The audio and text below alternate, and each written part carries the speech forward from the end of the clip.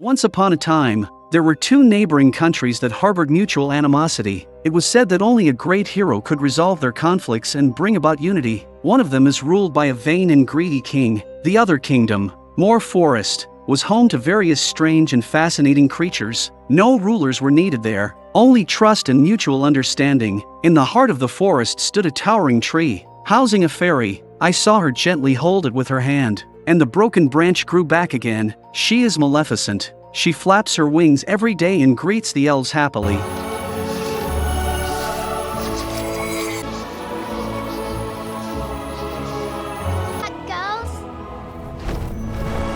One day the three elves told the fairy that they found a human child in the forest stealing. The fairy flew over in a hurry.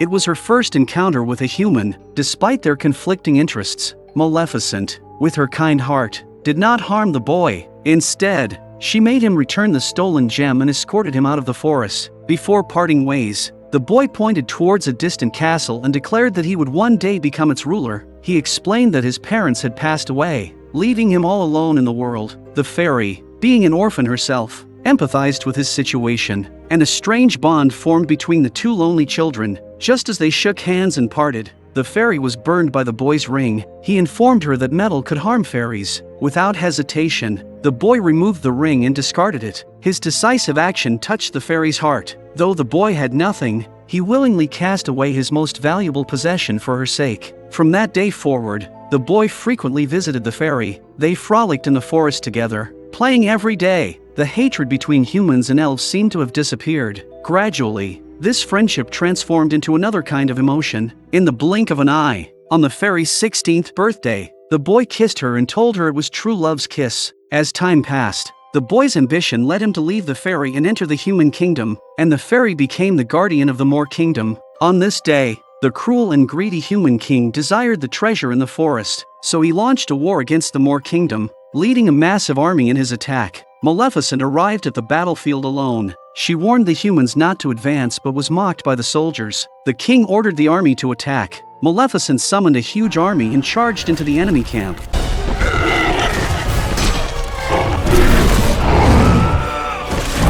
Facing the massive army, the humans' armor was no match. Maleficent went straight to the king, and the king was knocked down by Maleficent. The human army quickly scattered in panic. From then on, the aging king fell ill. Knowing his time was limited, he issued a final order that whoever killed Maleficent would inherit his throne and marry his daughter. The attendant standing nearby was filled with wicked thoughts, because he was the boy who had grown up with Maleficent. Childhood friends. Late at night, he came alone to the forest and met Maleficent again, faced with the man she had once deeply loved. Maleficent still had a soft spot and forgave him. The two embraced each other. The fairy let her guard down and drank the drugged water, quickly falling into a deep sleep. Then the man took out a dagger, intending to kill her but couldn't bear to, so the fairy's wings were taken away with iron chains. She woke up from her unconsciousness. Seeing her powerful wings gone, she couldn't help but cry out in agony.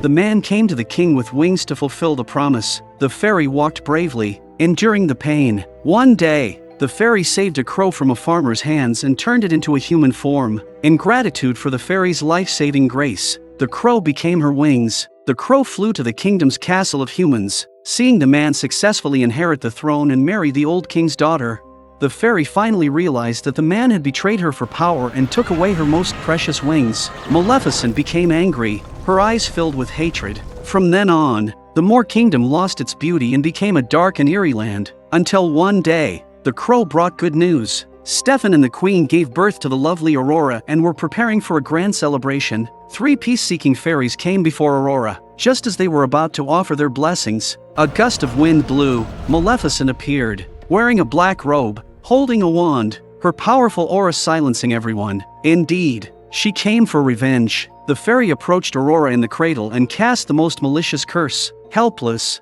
Stefan knelt down and begged Maleficent to spare his daughter. Maleficent sneered, without any mercy, and continued to cast the spell. Later, to prevent the curse from coming true, Stefan ordered the confiscation of all spinning wheels in the country, smashing and burning them, and locking them in the deepest dungeon. He entrusted Aurora to the care of three fairies.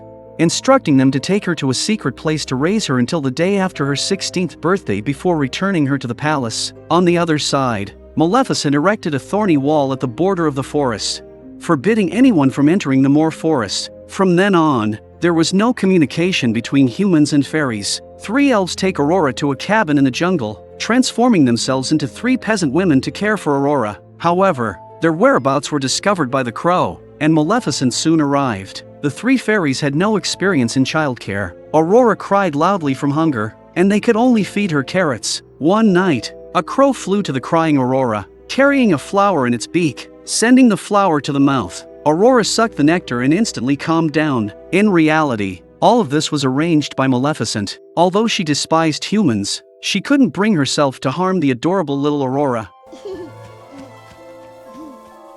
Rescued her when she was in distress, and hugged her when she was acting like a baby. The fairy's heart slowly changed. With the changing seasons, Aurora grew up happily day by day and blossomed into a beautiful girl. One day, she ventured into the forest alone and came face to face with the seemingly fierce Maleficent. But the girl was not afraid at all, because she knew that this woman had silently taken care of her from behind the scenes, her fairy godmother. Gradually, Maleficent was influenced by the innocent and romantic Aurora. They're so beautiful.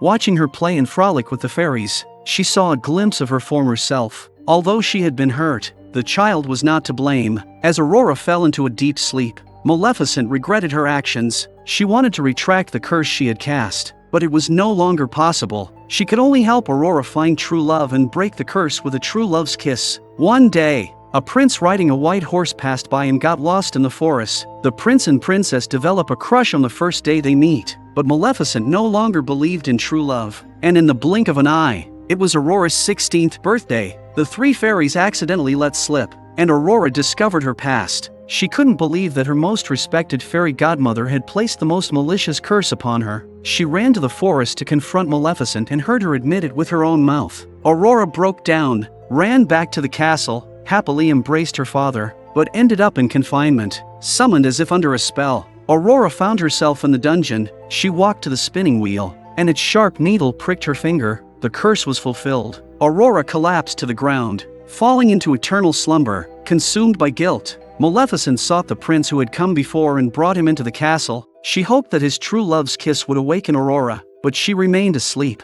2 people who had only met once could not possibly be true love. Maleficent deeply regretted her actions, shedding tears of sadness as she watched Aurora sleep. She blamed Aurora for stealing her last remaining affection. Then, she gently kissed Aurora's forehead. A miracle happened. Aurora woke up. Indeed, whoever caused the problem should be the one to solve it. The so-called true love's kiss didn't necessarily have to be between a man and a woman. Maleficent prepared to leave the castle with Aurora. However, Stefan, who was determined to get rid of her, had set a trap. Knowing that Maleficent was afraid of iron, he used an iron net to restrain her. At a critical moment, Maleficent used her magic to transform the crow into a giant dragon. The dragon spewed out scorching flames and broke free from the iron net, successfully rescuing the fairy. But the dragon was unable to maneuver within the castle and was quickly subdued by the soldiers. Maleficent found herself surrounded by iron shields.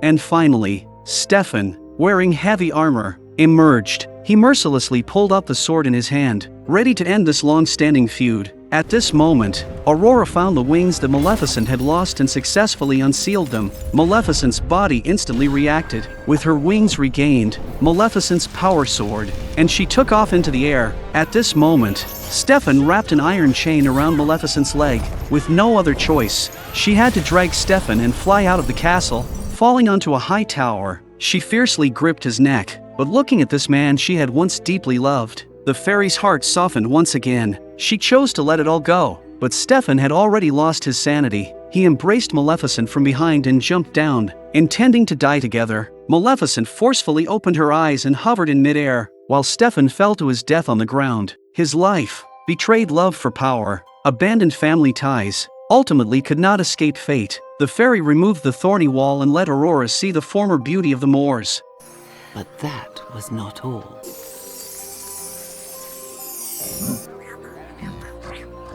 The fairy personally placed the crown on Aurora's head and declared, "We have a queen now."